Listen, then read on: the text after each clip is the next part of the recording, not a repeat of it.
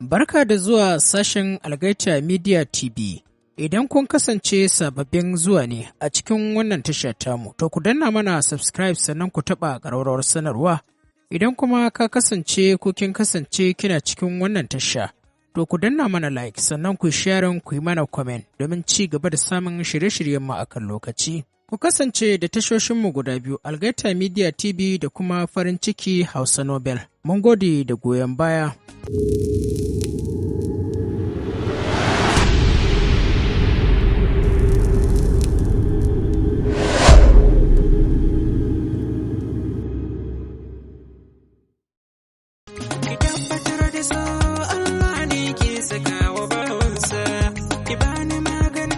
Jama'a Assalamu alaikum, barkanmu da warhaka, barkanmu da sake haɗuwa da ku a cikin wannan shiri namu, wanda muke karanto muku littafi mai suna Dahuwar mutum, littafin shahararriyar marubuciya wato Khadija S. Muhammad matar J.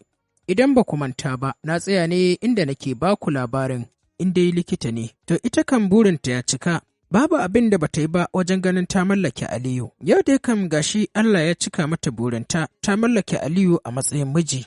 To kamar yadda mama ta ɗauki alkawarin kaiwa su Aliyu abincin rana da na dare, yau ma hakan ce ta faru. Dawowar Bilkisu daga makarantar da take koyarwa kenan, mama ta ajiye mata babban tire tare da faɗin. Na san kin gaji, amma yi haƙuri ki miƙa wa Samira wannan. Idan kika dawo sai ki huta baki ɗaya. To daga nan ne muka tsaya, yanzu kuma insha Allahu za mu ci gaba.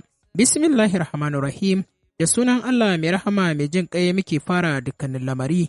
Allah muna roƙonka yadda muka fara lafiya, Allah ka sa mu gama lafiya. Dahuwar mutum kashi na 42. Fuska Bilkisu ta ɗan ɓata tare da turo baki. Sam ta tsani wannan kai abincin da mama take sa su. Samira ba ta da mutunci kuma san bata san mai kyautata mata ba. Samira gani take yi kamar ana yi mata abu ne don ana jin tsoronta.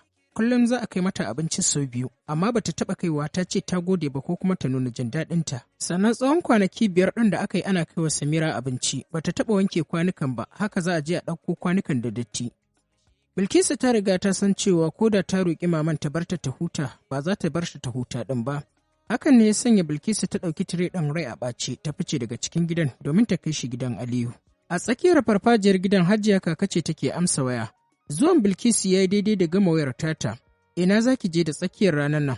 Bilkisu ta yi tambayar bayan ta dakata a lokacin da take kallon Hajiya kaka. Ban sani ba mu, ke idan kika tashi naki gantalin faɗa min inda zaki kike yi? Allah ya baki haƙuri. Na ƙin haƙura ɗin. Ni Hamza ya zo ya mayar da ni gidana. A ce fita ma ba za ka fita cikin salama ba sai an sa maka idanu. Anya ko kuna so ku kwanta a kabarin ku lafiya?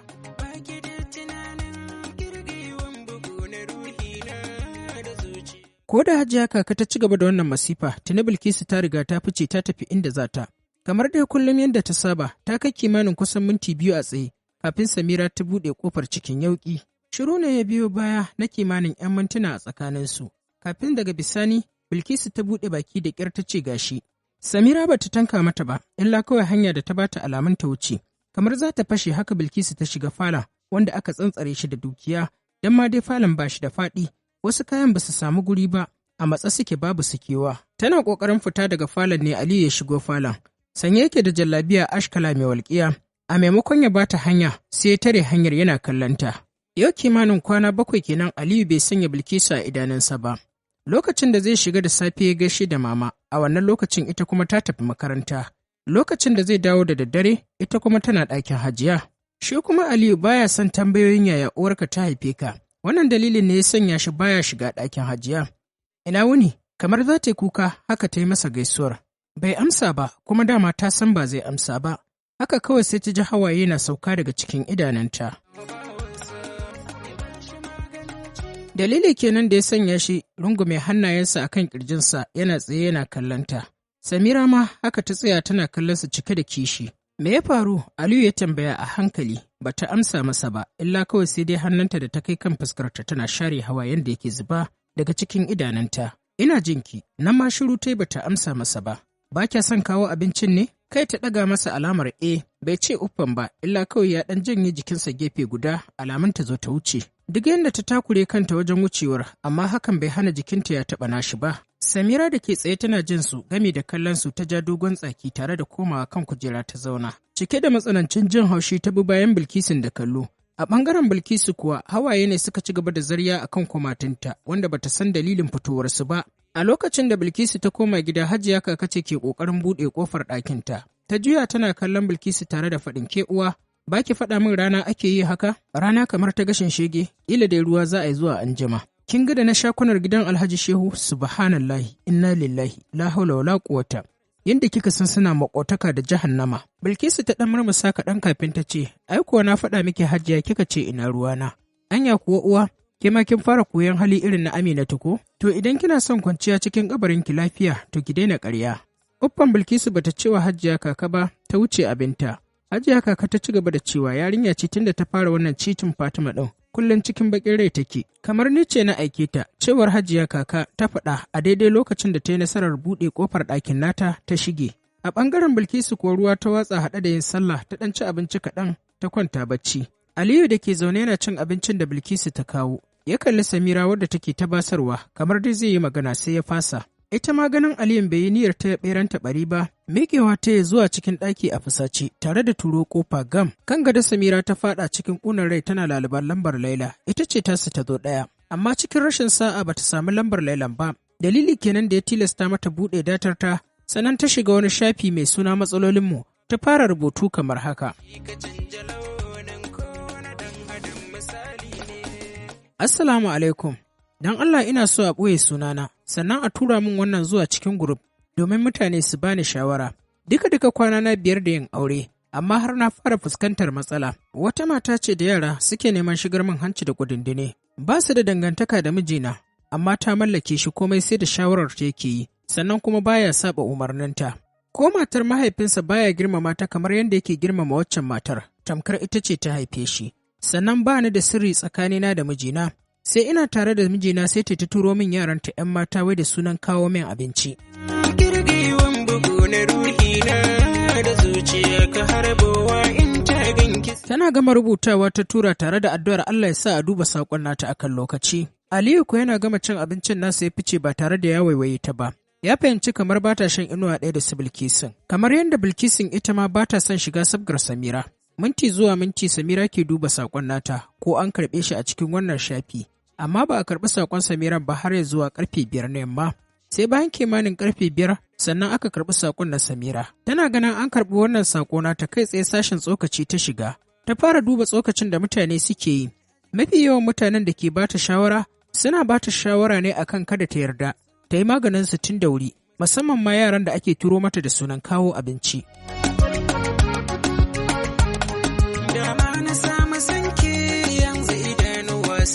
Nan take Samira ta ji wani ƙwarin gwiwa ya shige ta, ta fara tunanin yadda za ta fitar da mama da iyalinta daga cikin rayuwarsu.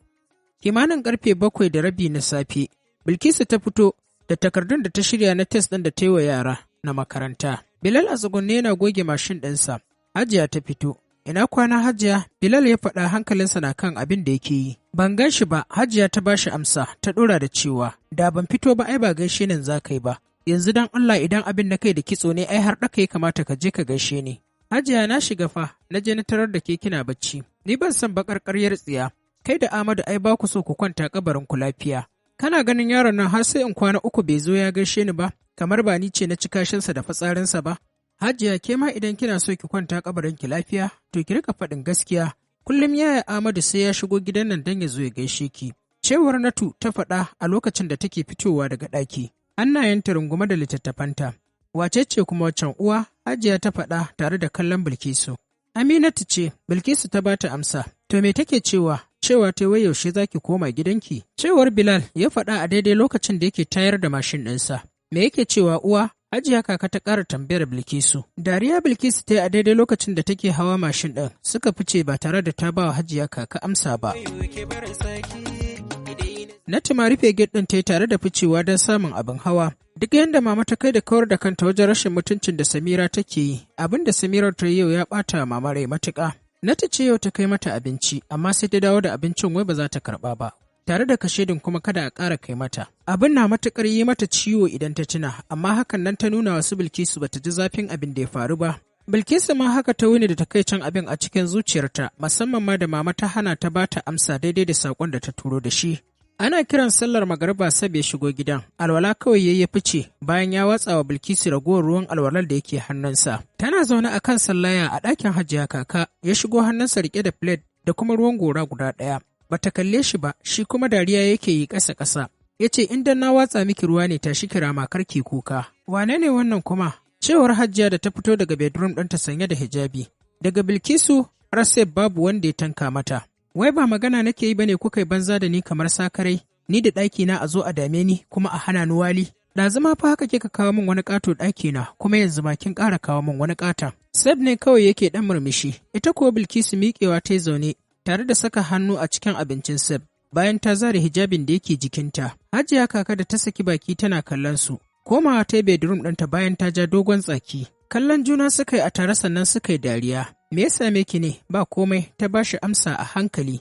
Bayan ta kai abincin bakinta, kin makanki, ya faɗa tare da ɗage kafaɗinsa guda biyu zuwa sama. Da me, da kika ki faɗa min damuwarki? Ba wani abu bane ba fa, waccan banzar Samirar ce, wacce ya yi tambayar tare da dakatar da cin abincin da yake. Matar Yaya Ali, wai me, kawai rena mana uwa take sanyi, ki manta da ita. Shin Yaya Jebi ya kira ki kuwa? Har yanzu fa Bilkisu ta faɗa tare da taɓe bakinta. Shiru ya ɗan ratsa tsakani kafin daga bisani ya ce insha Allahu zai kira ki. Ki yi haƙuri ki kwantar da hankalinki ki daina damuwa. Ko ma ya kira yanzu ai babu amfani tunda aikin gama ya gama. Kina son shi da yawa fa, haka ne ina son shi da yawa, amma kila dan shine farkon saurayina kuma shine farkon soyayyata. Kawai Sab ya ce tare da tura mata ragowar abincin da yake cikin plate ɗin. Gobe yaushe? Gobe Juma'a. Ta bashi amsa. Ki shirya zan kai ki wani park da aka buɗe a Zaria, za ki manta da duk damuwar nan. Dakatawa ta da cin abincin sannan ta tambaye shi, da gaske? Ƙwarai kuwa ya faɗa tare da ɗaga kansa sama alamar A yana murmushi. Kin san Life Better Park? Girgiza kanta ta yi alamar a'a. Ban sani ba, amma dai na ga ana tallarsa a TV. Ya haɗu sosai, to can nake nufi. Tuni ta wangale baki tana dariya tare da faɗin kai ƙanina, amma na gode sosai, ka ce gobe zan ci uban gayu.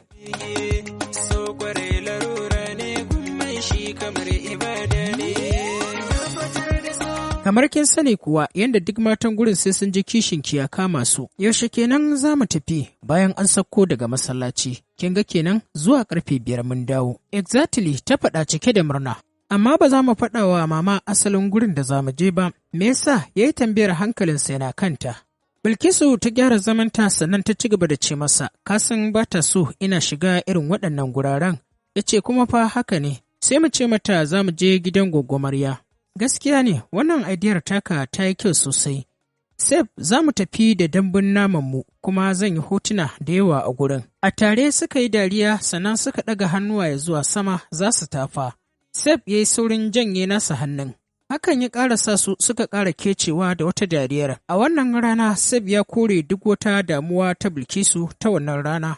Hajiya Kaka ce ta fito a fusace tare da faɗin wai biki ake yi ko suna. Kun cika min kunne da dariya kamar wasu wawaye. Ina zaman zamana aka matsa min da dawowa wannan gidan. Babu komai, haihuwa ce ta jamin. Hajiya tamu ni ta Allah in ga annabi ki ga doron bayana, cewar Bilkisu ta faɗa tana dariya. Hajiya Kaka ta kalli Sef tare da tambayarsa, me ta ce?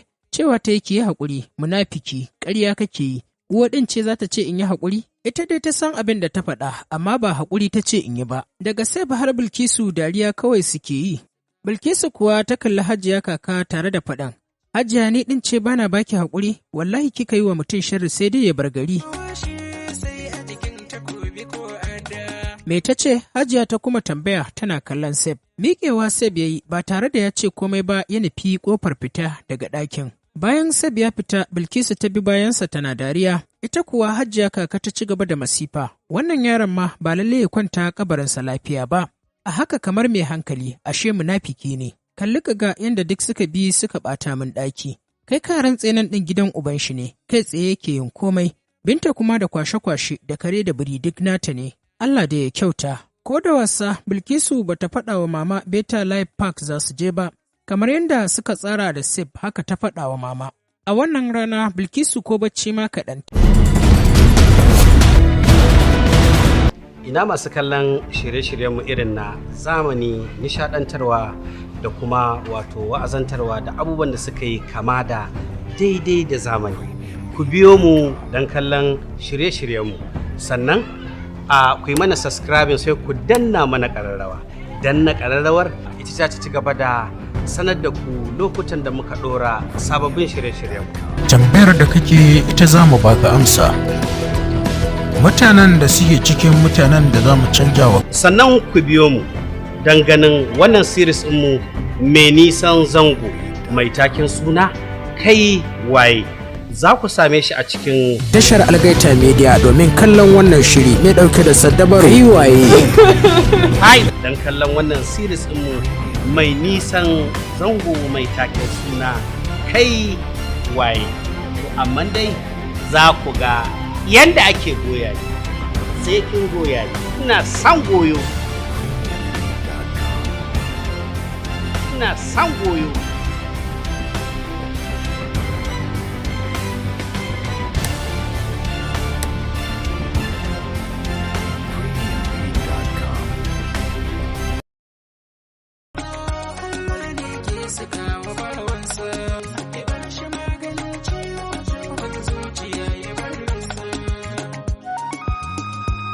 To jama'a, duka kuma a nan za mu dakata sai kuma idan Allah ya kai mu mun zagayo inda za ku ji mu ɗauke da ci gaban wannan labari.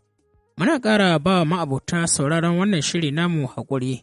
Ga masu son su ci gaba da kasancewa da shirin akai-akai, to za su iya danna mana subscribe a sabuwar tashar mu mai suna farin ciki Hausa Novel. Ku ci gaba da kasancewa da wannan tasha tamu ta Algaita Media TV.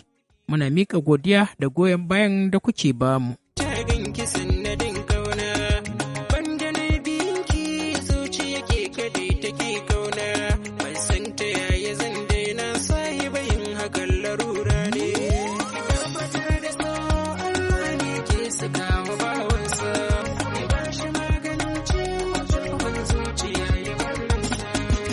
Cikin ruwa shi bai san duniya da rana ba, laifin na zuciya ta